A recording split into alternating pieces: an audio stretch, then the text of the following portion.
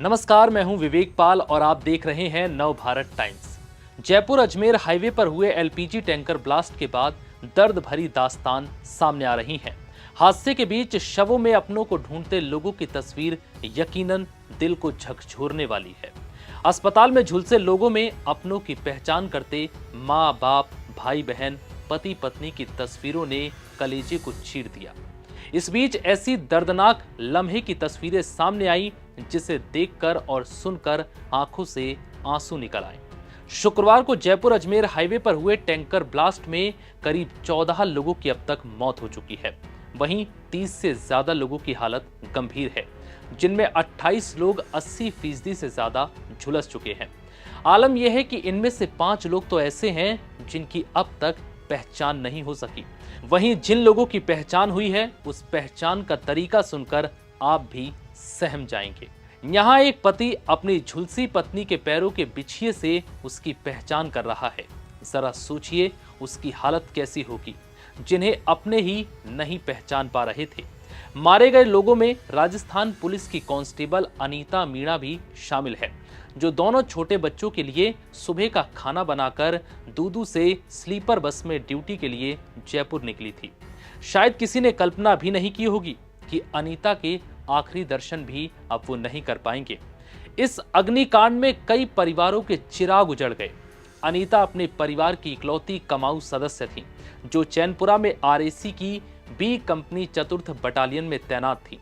अनीता रोशनपुरा बनेडिया मौजमाबाद की रहने वाली थी, जो शुक्रवार सुबह ड्यूटी के लिए स्लीपर बस से दूदू से चैनपुरा जा रही थी। तभी हादसे का शिकार हो गई। रात 3 बजे अनीता को बस में बैठाकर गए उनके पति कन्हैया लाल मीणा हादसे के बाद अनीता की तलाश में एसएमएस अस्पताल पहुंचे।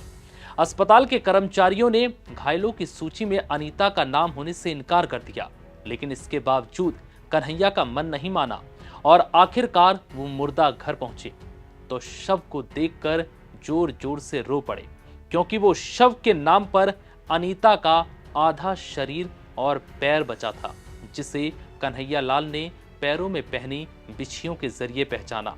अनीता के 2 छोटे बच्चे हैं, जिन्हें छोड़कर वो ड्यूटी पर निकली थी, लेकिन वापस नहीं लौट सकी।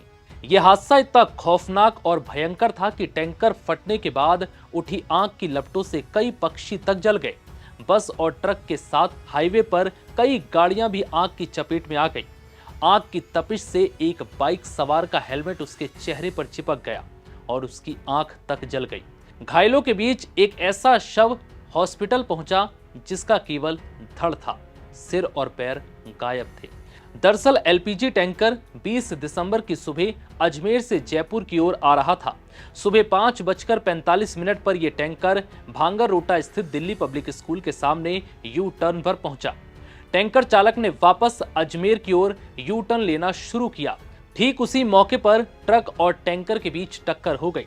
ट्रक टैंकर के उस हिस्से में आकर भिड़ गया जहां टैंकर का नोजल लगा हुआ था, जिसके बाद गैस रिसाव होने लगा और देखते ही देखते ब्लास्ट हो गया, जिसके बाद आसपास की जद में खड़ी कई गाड़ियां हादसे का शिकार हो गई। यह हादसा इतना भयंकर था कि कई किलोमीटर तक इसकी आवाज सुनाई दी। फिलहाल इस रिपोर्ट में इतना ही। इजाजत दीजिए, नमस्कार।